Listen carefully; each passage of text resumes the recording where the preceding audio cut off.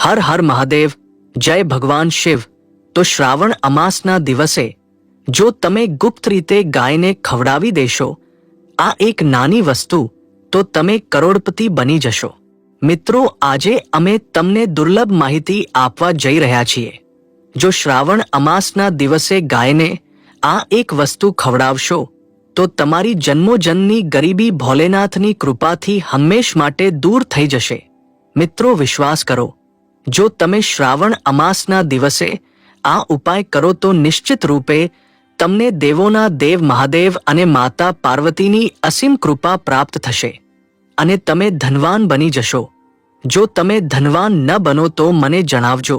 બસ જે ઉપાય તમને જણાવવામાં આવે તે ઉપાય શ્રાવણ અમાસના દિવસે કરી લેજો। ચાલો જાણીએ શ્રાવણ અમાસના દિવસે કઈ ખાસ વસ્તુ ગાયને ખવડાવી દેવાથી કરોડપતિ પણ અરબપતિ બનશે, બધા સંકટ અને દુઃખોમાંથી મુક્તિ, મૃત્યુદંડ, પિતૃદોષ તરત દૂર થશે, આખું વર્ષ તમારું ઘર ધનના ભંડારથી ભરેલું રહેશે।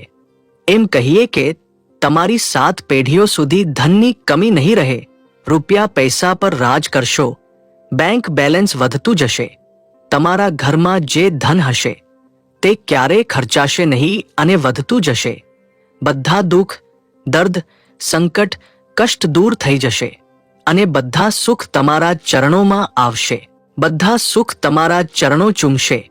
જો તમે આ એક નાની અને ખાસ વસ્તુ શ્રાવણ અમાસના દિવસે ગુપ્ત રીતે ગાયને ખવડાવો તો તરત જ ગરીબી તમારા જીવનમાંથી ખતમ થઈ જશે, યોગથી રાજા બની જાય છે અને 33 કોટી દેવી દેવતાઓને ધારણ કરનારી ગૌમાતાની અસીમ કૃપા વ્યક્તિ પર આજીવન રહે છે। વ્યક્તિના ઘરમાં ક્યારેય ધન, વસ્ત્રની કમી નથી થતી, ધનના ભંડાર વ્યક્તિના ઘરમાં ભરેલા રહે છે। શ્રાવણ અમાસના દિવસે ગાયનો આ ઉપાય કરવાથી વ્યક્તિના જીવનમાંથી તરત જ ગરીબી ખતમ થઈ જાય છે। તો મિત્રો, ગૌમાતા સાથે જોડાયેલા કયા ખાસ અને મહત્વના ઉપાય છે જો શ્રાવણ અમાસના દિવસે કરી લો તો મિત્રો, ગાયનો ઉપાય જણાવતા પહેલા હું તમને શ્રાવણ અમાસના દિવસે ભગવાન ભોલેનાથની પૂજા વિશે થોડી માહિતી આપી દઉં। શ્રાવણનો અમાસનો દિવસ ભગવાન શિવને પ્રસન્ન કરવાનો સૌથી પવિત્ર દિવસ છે। આ દિવસે શ્રદ્ધાળુઓ અને શિવના ભક્તો, માતાઓ, બહેનો બધા વ્રત રાખે છે।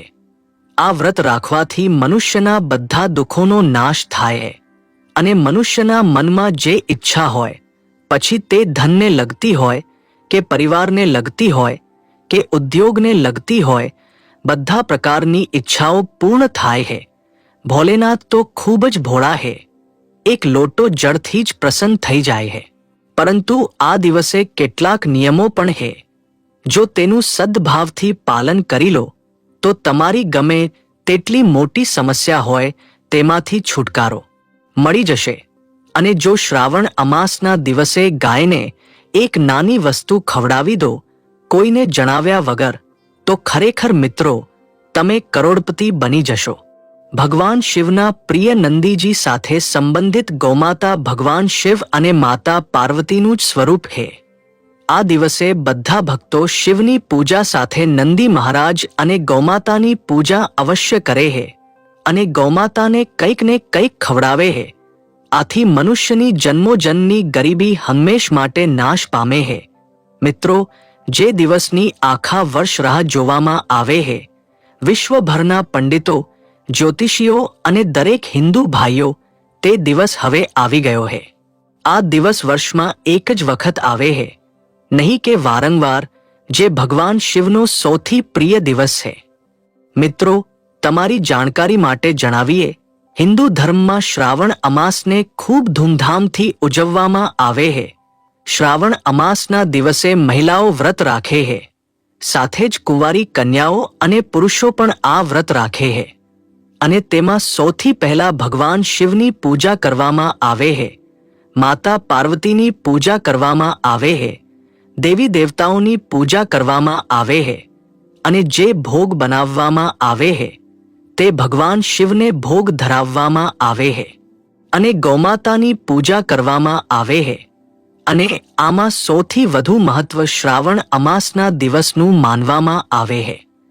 શાસ્ત્રોમાં વેદ પુરાણોમાં સ્પષ્ટ લખેલું છે કે શ્રાવણ અમાસનો દિવસ ભોલેનાથ અને માતા પાર્વતીનો આશીર્વાદ પ્રાપ્ત કરવાનો સૌથી સુવર્ણ દિવસ છે. આ દિવસે ભગવાન ભોલેનાથ ખૂબ જ પ્રસન્ન મુદ્રામાં હોય છે અને પોતાના બંને હાથોથી પોતાના ભક્તો પર કૃપા વરસાવે છે. એક તરફ મિત્રો માન્યતા છે કે શ્રાવણ અમાસના દિવસે સૂર્ય અન્ય દિવસોની સરખામણીમાં સૌથી વધુ પ્રકાશમાન હોય છે. શ્રાવણ અમાસના દિવસે સૂર્યદેવને અર્ઘ્ય આપવામાં આવે છે. મહિલાઓ શ્રાવણ અમાસના દિવસે વ્રત પાછલા જન્મમાં કરેલા પાપોથી મુક્તિ માટે રાખે છે.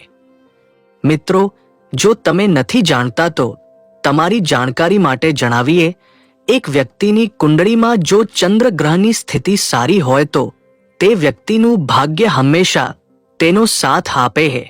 તે વ્યક્તિ જે કાર્ય શરૂ કરે છે તે કાર્યમાં તેને સફળતા પ્રાપ્ત થાય છે. તમને જણાવીએ કે શ્રાવણ અમાસના દિવસે 52 પ્રકારના શુભ યોગ બની રહ્યા છે. ઘણા વર્ષો બાદ સૂર્યનો પ્રકાશ આટલો પ્રકાશમાન હશે.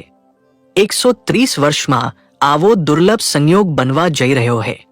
લક્ષ્મી યોગ, ગ્રહ યોગ, નક્ષત્ર યોગ, અમૃત સિદ્ધિ યોગ જેવા શુભ યોગનું નિર્માણ થઈ રહ્યું છે. કારણ કે શ્રાવણ અમાસના દિવસે આખા દિવસનું વ્રત કરવાથી ભગવાન ભોલેનાથનો આશીર્વાદ પ્રાપ્ત થાય છે અને મનોકામના પૂર્ણ થાય છે. શ્રાવણ અમાસના દિવસે બ્રહ્મ મુહૂર્તમાં ઉઠી શકતા નથી, કોઈ પવિત્ર નદીમાં જઈને સ્નાન નથી કરી શકતા, આખા દિવસનું વ્રત નથી રાખી શકતા.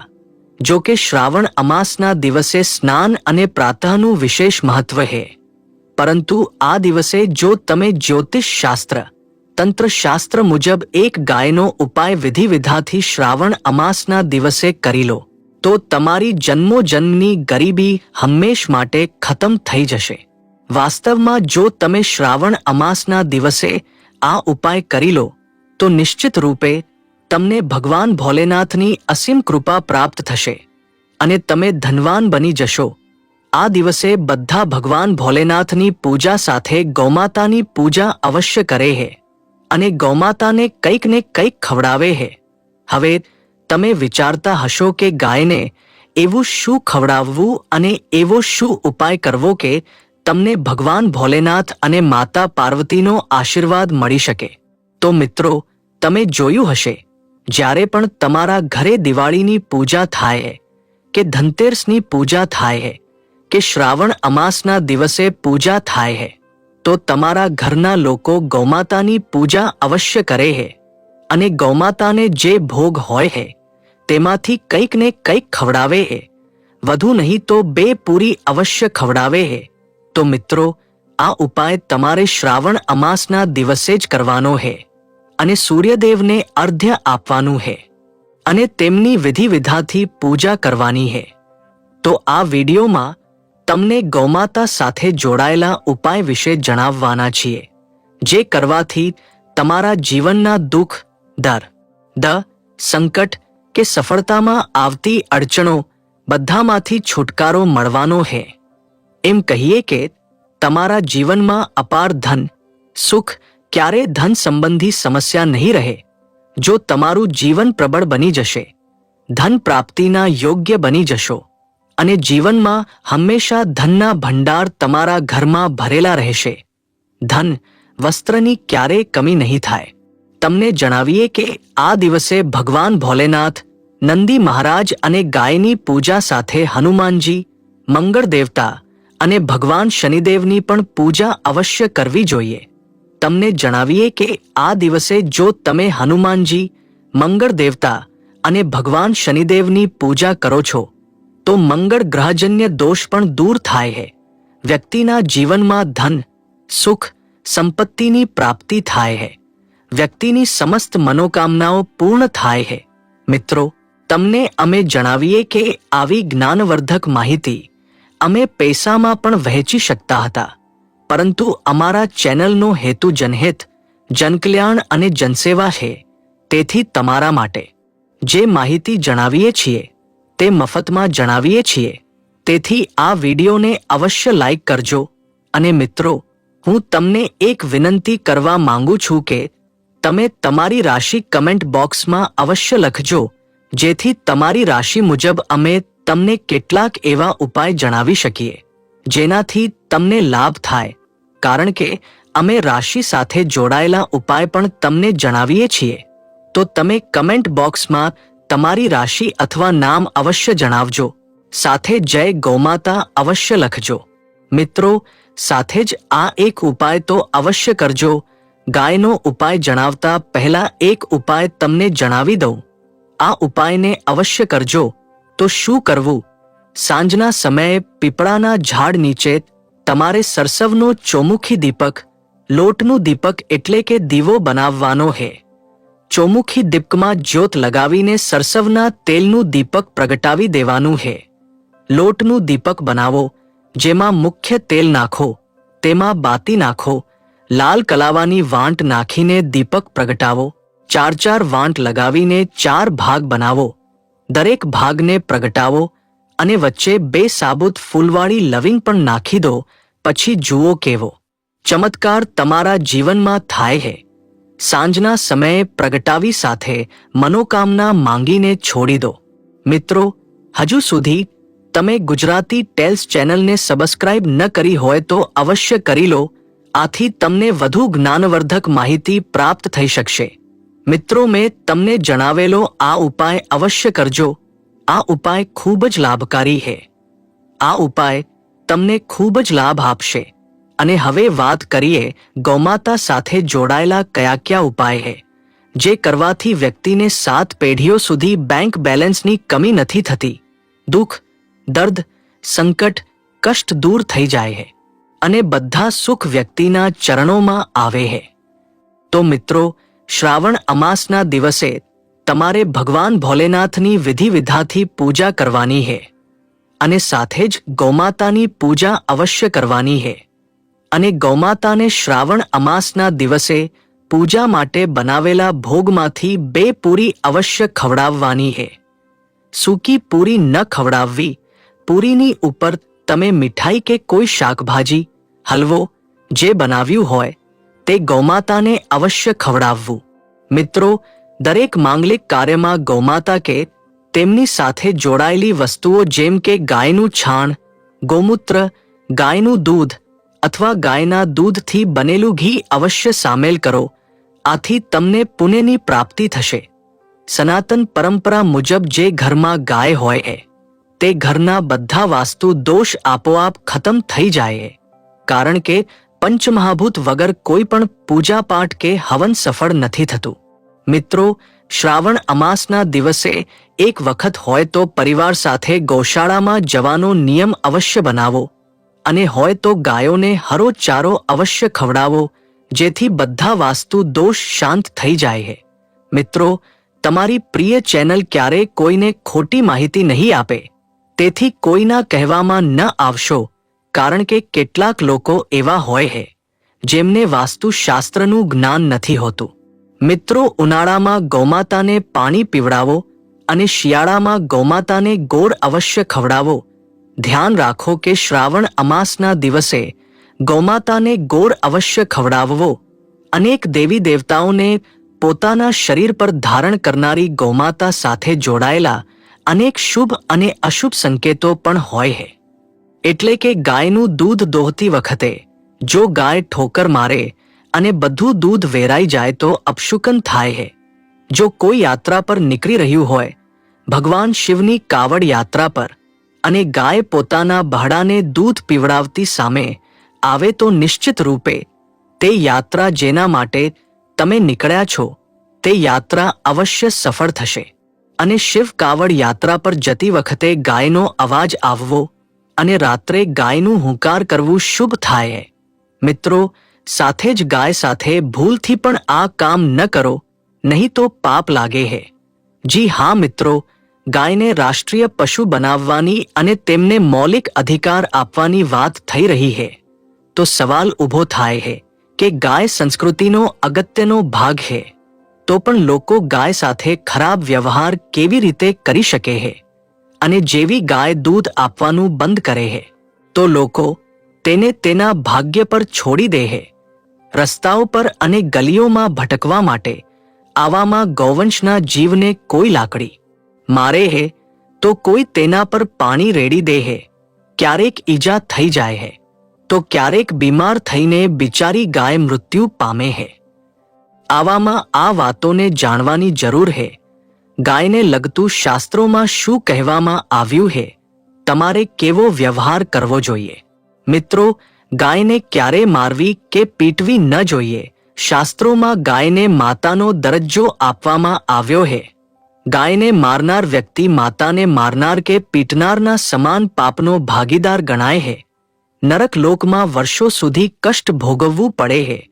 આગલા જન્મમાં પશુ યોનિ મળે હે. ગૌતમ મુનિએ ભૂલથી ગાયને લાકડી મારી હતી, જે ગાયનું મૃત્યુ થયું હતું, અને આ પાપથી મુક્તિ માટે તેમને વર્ષો સુધી તપસ્યા કરવી પડી હતી. સ્વયં ઈશ્વર શ્રી કૃષ્ણજીએ બળદ સ્વરૂપમાં આવેલા વૃદ્ધ આશ્રમનો વધ કર્યો હતો, જેનાથી મુક્તિ માટે ભગવાન શ્રી કૃષ્ણને સંપૂર્ણ તીર્થોને એક કુંડમાં બોલાવવા પડ્યા હતા, અને આ કુંડમાં સ્નાનથી તે પાપમુક્ત થયા હતા. સ્વયં ભગવાન પણ આ પાપથી બચી શક્યા નહોતા, તો આપણે તો મનુષ્ય જ છીએ. મિત્રો, સાથે જ પાણી પી રહેલી ગાયને ભગાડવી તે ઘોર પાપીના ભાગીદાર બને હે. આવા લોકો ઘરથી મુક્ત થઈને સ્વર્ગ પામે હે, અને ખૂબ જ ધનવાન કુળમાં જન્મ લઈને સુખ ભોગવે હે. અને સાથે જ આરામ કરી રહેલી ગાયને કષ્ટ આપીને ક્યારેય ઉઠાડવી ન જોઈએ. આથી જન્મમાં કરેલા જાણી જાણી પાપોથી મુક્તિ થાય હે, અને ગોલોકમાં સ્થાન મળે હે. ગાયને લાકડી મારીને ઉઠાડવી કે પાણી રેડીને ઉઠાડવાથી મનુષ્ય પાપનો ભાગીદાર બને હે, અને આગલા જન્મમાં તેને દર ભટકવું પડે હે. અને સાથે જ શાસ્ત્રોમાં જણાવ્યું હે કે જે લોકો ગાયની સેવા કરે હે અને તેમનું ભોજન ખવડાવે હે અને તેમની સંભાળ સારી રીતે રાખે હે, તો તે લોકોની જીવનની બધી ઈચ્છાઓ પૂર્ણ થાય હે. ગાયના બહડાથી બચેલું દૂધ જ મનુષ્ય લેવું જોઈએ, પરંતુ કેટલાક લોકો એક વખત ગાયને દોહી લીધા બાદ ફરીથી બહડા માટે બચેલું દૂધ પણ દોહી લે હે. આવું કરવું ઘોર પાપ ગણાય હે. આવું દૂધ દોહનાર અને ગ્રહણ કરનાર પણ પાપના ભાગીદાર બને હે. મિત્રો, સાથે જ શાસ્ત્રોમાં કહેવામાં આવ્યું હે કે ગૌવંશ એટલે ગાય અને બળદની પીઠ પર ન બેસવું જોઈએ. તેમની પીઠ પર બેસવાથી મહાપાપ લાગે હે. આવા લોકોને નરકની યાત્રા ભોગવવી પડે હે. એકમાત્ર દેવના અંશથી ઉત્પન્ન નંદી જ ગૌવંશ છે, જેના પર સ્વયં મહાદેવ અને મહાદેવ સવારી કરે હે. કારણ કે નંદીએ સ્વયં પોતાની ઈચ્છાથી મહાદેવની સવારી બનવાનું સ્વીકાર્યું હતું. અને સાથે જ શાસ્ત્રોમાં ગાયના દાનને ખૂબ જ મહત્વ આપવામાં આવ્યું હે. પરંતુ એવી ગાયનું દાન ક્યારેય ન કરવું જોઈએ જે વૃદ્ધ કે બીમાર હોય. કઠોપનિષદમાં નચિકેતાની કથા પણ આ સંદર્ભમાં હે. જે નચિકેતાએ પિતા દ્વારા વૃદ્ધ ગાયનું દાન કરવા પર વાંધો ઉઠાવ્યો હતો. દૂધ આપનારી અને બહડા સાથેની ગાયનું દાન કરનાર લોકો મહાન પુણ્ય પ્રાપ્ત કરીને સ્વર્ગમાં સ્થાન પામે હે. મિત્રો, સાથે જ સૂર્ય, ચંદ્ર, મંગળ કે શુક્રની રાહુ સાથે યુતિ હોય તો પિતૃદોષ થાય છે. એવું પણ માનવામાં આવે છે કે સૂર્યનો સંબંધ પિતા સાથે અને મંગળનો સંબંધ રક્ત સાથે હોવાથી જો સૂર્ય પર શનિ, રાહુ કે કેતુની દૃષ્ટિ હોય અને મંગળની રાહુ કે કેતુ સાથે યુતિ હોય તો પિતૃદોષ થાય છે. આ દોષથી જીવન સંઘર્ષમય બની જાય છે. જો પિતૃદોષ હોય તો ગાયને રોજ અથવા શ્રાવણ અમાસના દિવસે રોટલી, ગોળ, ચારો વગેરે ખવડાવવાથી પિતૃદોષ દૂર થાય છે. મિત્રો, દરેક માંગલિક કાર્યમાં ગૌમાતા કે તેમની સાથે જોડાયેલી વસ્તુઓ જેમ કે ગાયનું છાણ, ગૌમૂત્ર, ગાયનું દૂધ અથવા ગાયના દૂધથી બનેલું ઘી અવશ્ય સામેલ કરો. આથી તમને પુણ્યની પ્રાપ્તિ થશે. સનાતન પરંપરા મુજબ જે ઘરમાં ગાય હોય છે તે ઘરના બધા વાસ્તુ દોષ આપોઆપ ખતમ થઈ જાય છે. ગાયની ઉપર જે કુબડ હોય છે તે બૃહસ્પતિ ગુરુ છે. તેથી જન્મપત્રીમાં જો બૃહસ્પતિ પોતાની નીચ રાશિ મકરમાં હોય કે અશુભ રાશિમાં જઈ રહ્યો હોય અને સામેથી ગૌમાતા આવતી દેખાય તો ગૌમાતાને તમારી જમણી બાજુએથી જવા દેવી. તમારી યાત્રા અવશ્ય સફળ થશે. અને સાથે જ આ સંકેત પણ જાણી લો, જો તમે યાત્રા પર જઈ રહ્યા હો અને સામે તમને ગાય આવે અથવા પોતાના બહડાને દૂધ પીવડાવતી ગાય સામે દેખાય તો સમજી લો કે તે યાત્રા તમારા માટે અવશ્ય સફળ થશે. અને સાથે જ જે ઘરમાં ગાય હોય છે તેમાં વાસ્તુ દોષ આપોઆપ ખતમ થઈ જાય છે. અને તમે પણ રોટલી બનાવો, રોજ તાજી રોટલી જ બનાવો. ગાય માટે જો તમે રોટલી બનાવી હોય તો કોશિશ કરો કે તે રોટલી તમે તરત જ ગાયને ખવડાવી દો. જો તમે તે રોટલી રાખી દો અને તે રોટલી બીજા દિવસે આપો તો તે રોટલી વાસી ગણાય. ગાયને ક્યારે વાસી રોટલી ન આપો. આથી ઘરમાં નકારાત્મક ઉર્જા વાસ કરે છે અને તમારી બિલકુલ બનશે નહીં. આથી તમારા ઘરમાં હંમેશા દર્દ દેવતાનો વાસ રહેશે અને તમે જે પણ કામ કરો તે કામમાં તમને હંમેશા અસફળતા જ હાથ લાગશે. તેથી કોશિશ કરો ગાયને રોજ તાજી રોટલી બનાવીને ખવડાવો. વાસી રોટલી ગાયને ન આપો અને સાથે જ સડેલી વસ્તુ ગાયને ન ખવડાવવી. જેમ કે ઘરમાં કોઈ ફળ હોય, કોઈ શાકભાજી હોય, સડી જાય તો લોકો શું કરે છે? ગાયને આપી દે છે. ના, આવું ન કરવું જોઈએ. આવું કરવાથી જો તમે ગાયને ખવડાવો તો તમારું ભાગ્ય બગડે છે અને સાથે જ તમે લોટની 11 લોઈ બનાવીને તેના પર હળદર લગાવી ત્યારબાદ ગાયને ખવડાવો. દરેક લોહીને હળદર લગાવી ગૌમાતાને ખવડાવો. ગૌમાતાના ચરણોનું સ્પર્શ કરો. મિત્રો, આવું કરવાથી તમારા બધા કામ બનવા લાગશે. જે દોષનો સમય ચાલી રહ્યો છે તે પણ ખતમ થશે. તમારા જીવનમાં ખુશીઓ જ ખુશીઓ હશે. અને એકવાર તમે ગાયની 7 પરિક્રમા પણ કરી લો તો તમારા બધા દોષ ખતમ થશે.